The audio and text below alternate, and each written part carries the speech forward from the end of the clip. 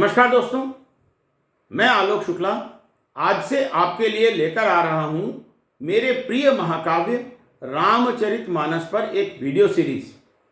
घर पर बचपन से ही अपने पिता को मानस का पाठ प्रतिदिन करते देखता था। वो बिना मानस का पाठ किए पानी भी नहीं पीते थे। दादी भी नित्य संध्या पूजन के बाद मानस पाठ करती थी, परंतु रामचरितमानस के प्रति सच्ची दृष्टि मिली अपनी माँ श्रीमती शशि किरण शुक्ला से। मेरी माँ मानस की भक्त तो थी ही, साथ ही हिंदी साहित्य में पीएचडी होने के कारण उन्होंने मानस का अध्ययन एक साहित्यिक ग्रंथ के रूप में भी किया था। वे अनेक वर्षों तक चित्रकूट में मानस मेले में विशिष्ट अतिथि के रूप में भी जाती रही थीं। उन्होंने मानस के मिथकों पर भी काफी शोध किया था। घर पर अक्सर ही मानस के संबंध में न केवल धार्मिक बल्कि साहित्यिक चर्चा भी होती थी। मानस के प्रति मेरा प्रेम इन कारणों से आप समझ ही सकते हैं। जब मैंने मानस पर वीडियो बनाने का निर्णय किया तो सबसे बड़ी समस्या यह आई कि मुझे गाना नहीं आता और मानस का सस्वर पाठ किए बिना उसका पूरा रस नहीं लिया जा सकता। YouTube पर थोड़ी सी खोज करने पर मुझे यमुना मिशन चैनल पर संपूर्ण रामचरितमानस के सस्वर पाठ के video creative commons attribution licence reuse allowed के अंतर्गत मिल गए हैं। इनका ऑडियो उपयोग करके मैं अपनी वीडियो सीरीज में सधन्यवाद दे रहा हूं। इसका लिंक मैंने नीचे डिस्क्रिप्शन बॉक्स में दिया है। तो आज प्रारंभ करेंगे बालकांड में मंगलाचरण के 7 श्लोकों के साथ। मंगल शब्द कल्याण एवं शुभ सूचक है। किसी भी शुभ कार्य का प्रारंभ मंगलाचरण से किया जाता है। महाकाव्यों का प्रारंभ भी मंगलाचरण से ही किया जाता है। गोस्वामी तुलसीदास जी ने भी इसी परंपरा का निर्वहन किया है। मंगलाचरण में अपने इष्ट देव को प्रणाम करते हैं। कहते हैं मंगलाचरण से परिणाम अच्छा होता है और सारे पाप दूर होते हैं। गोस्वामी जी ने रामचरितमानस का प्रारंभ मंगलाचरण से किया है, तो आइए हम भी अपनी वीडियो सीरीज का प्रारंभ आज मंगलाचरण के 7 श्लोकों से ही करते हैं। सबसे पहले सुनिए पहला श्लोक। वर्णानामर्थ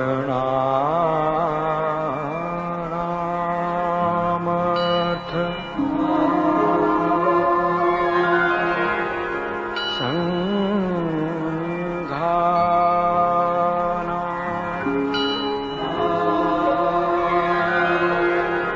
रसानां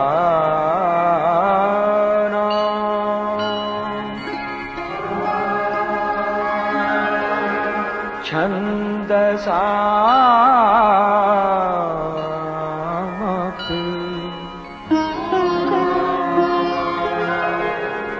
मंगलानां च कर्तारौ।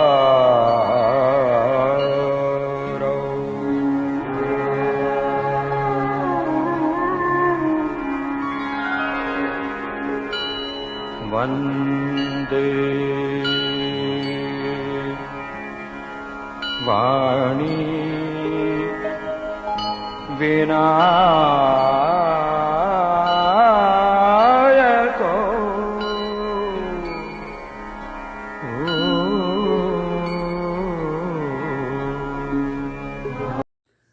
इस श्लोक का अर्थ है अक्षरों, अर्थ समूहों, रसों, छंदों और मंगलों को करने वाली सरस्वती जी और गणेश जी की मैं वंदना करता हूं। मंगलाचरण देवताओं से प्रार्थना है कि जिस ग्रंथ की रचना गोस्वामी जी प्रारंभ करने जा रहे हैं उनमें सभी बुरी बातों, अपशगुनों आदि को दूर करें। यद्यपि राम का नाम ही सभी अशुभों को दूर करने के लिए काफी है, फिर भी गोस्वामी जी ने सनातन धर्म की मर्यादा बनाए रखने के लिए गणेश और सरस्वती को प्रणाम किया है। इस श्लोक में कहा गया है कि सरस्वती ज्ञान, संगीत और भजन की देवी हैं। गणेश शुभता के देवता हैं और विघ्न विनाशक भी हैं। इसलिए गोस्वामी जी ने पहले ही श्लोक में सरस्वती जी और गणेश जी दोनों की वंदना की है। आइए अब सुनते हैं दूसरा श्लोक।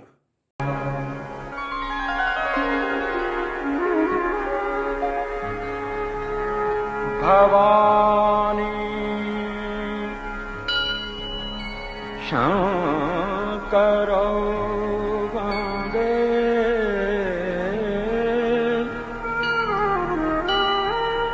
श्रद्धा विश्वासरूपिणौ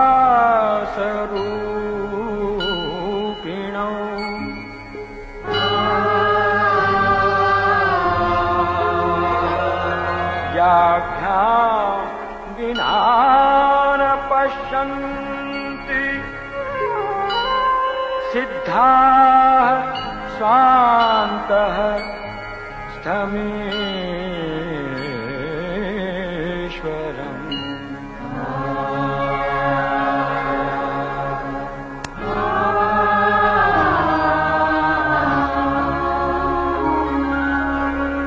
वन्दे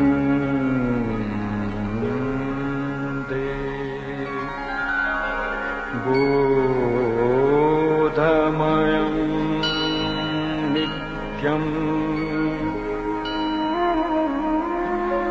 गुरुं शङ्कर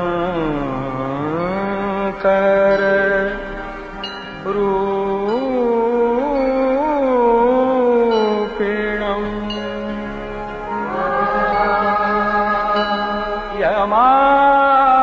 यमाशितो हि वक्रोऽपि चन्द्रः सर्वत्र वन्द्यते। आपने दूसरा और तीसरा दोनों श्लोक एक साथ सुने।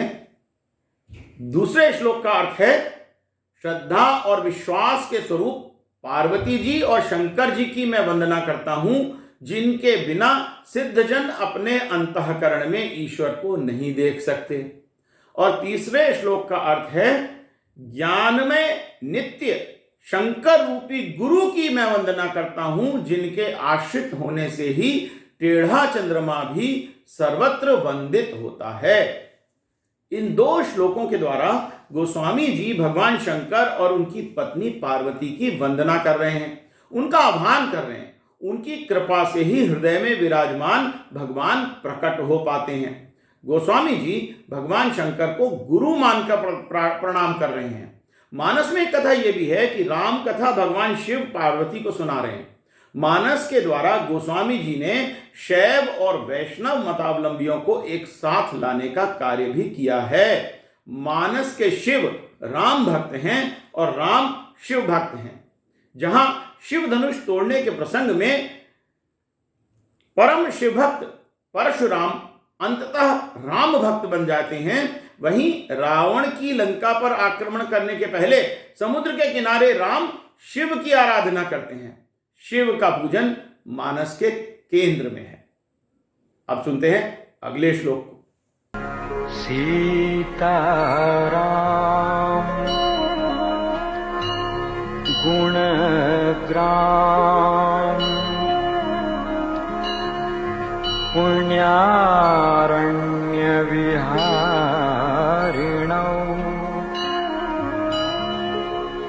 वन्दे विशुद्ध विज्ञानौ कवीश्वर कपीश्वरौ। इस श्लोक का अर्थ है सीताराम जी के गुण समूह रूपी पवित्र वन में विहार करने वाले विशुद्ध विज्ञान संपन्न कवीश्वर श्री वाल्मीकि जी की मैं वंदना करता हूं। तुलसीदास जी वाल्मीकि जी को सम्मान देते हुए स्वीकार कर रहे हैं कि वाल्मीकि जी ने ही सीताराम की कथा का संपूर्ण वर्णन पूर्व में किया है। मंगलाचरण में वाल्मीकि जी का उल्लेख इस बात का प्रमाण है कि रामायण को लिखने का श्रेय तुलसीदास ने उन्हें ही दिया है। अब पांचवा श्लोक। उद्भव स्थिति संहारकारिणी क्लेशहारिणी सर्वश्रेयस्करी